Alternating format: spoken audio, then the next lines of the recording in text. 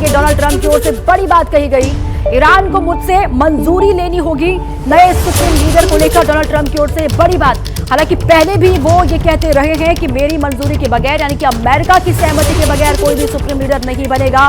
और अब ये बात कही गई है कि हमारी मंजूरी के बिना ये नहीं हो सकता है कि सुप्रीम लीडर ईरान में चुन लिया जाए।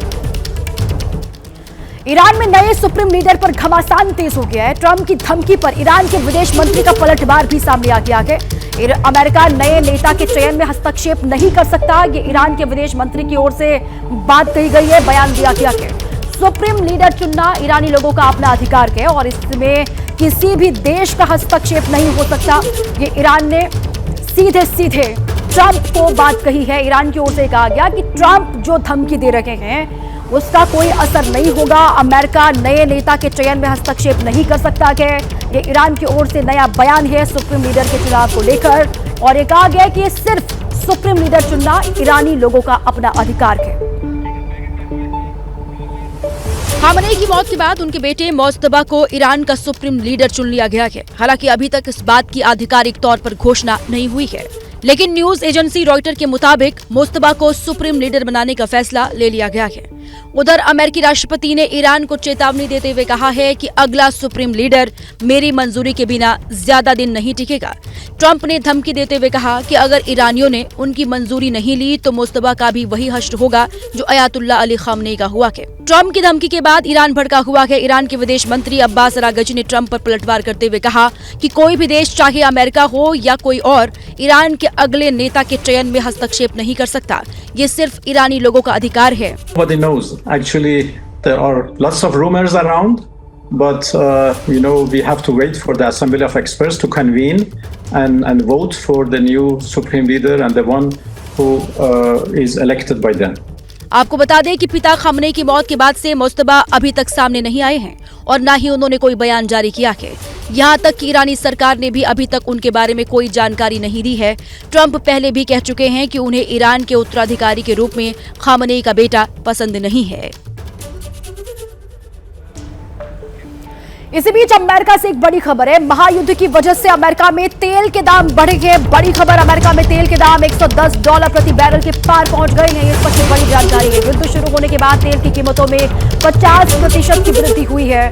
तेल की कीमतों में वृद्धि के बाद डोनाल्ड ट्रंप का बयान भी सामने आ गया है। ट्रंप ने कहा है कि तेल की कीमतों में जो ये उछाल है वो बस कुछ वक्त के लिए है। ईरान से परमाणु खतरा खत्म होते ही भाव गिरेंगे, दाम कम हो जाएंगे, ये भरोसा अमेरिका के लोगों को देते हुए राष्ट्रपति डोनाल्ड ट्रंप। ये बड़ी खबर।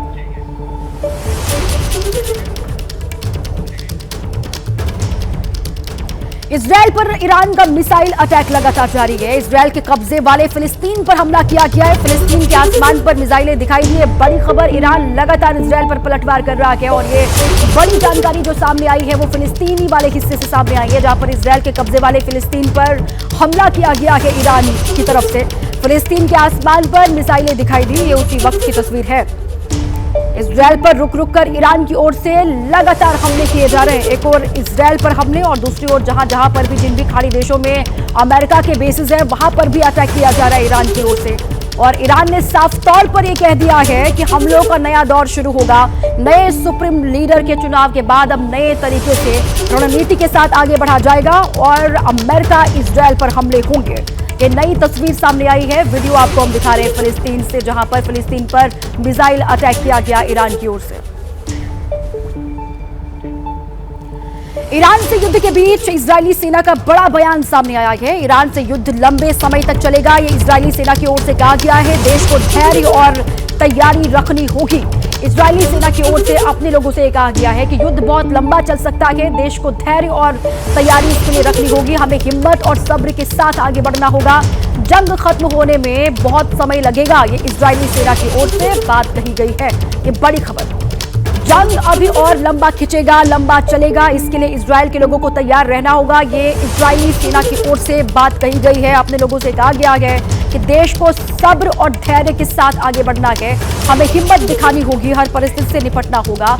और जो जंग खत्म होने में वक्त है वो कितना लगेगा अभी कहा नहीं जा सकता है। बहुत लंबा वक्त भी लग सकता है, लंबी तैयारी रखनी होगी, ये कहा गया है।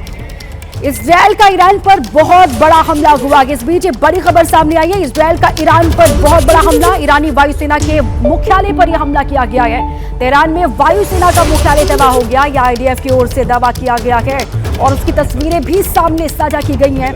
इजरायली डिफेंस फोर्स की ओर से ये वही वीडियो आपको हम दिखाने की कोशिश भी कर रहे हैं। इजराइल डिफेंस फोर्सेस के प्रवक्ता ब्रिगेडियर जनरल एफी डेफरिन ने कहा है कि ये पिछले दिन जो हमला हुआ उससे भी ज्यादा घातक हमला है। ईरान में 140 ठिकानों पर हुए हमलों में से एक था।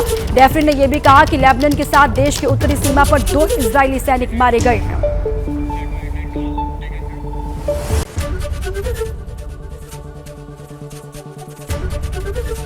एबीपी गंगा, खबर आपकी, जुबान आपकी।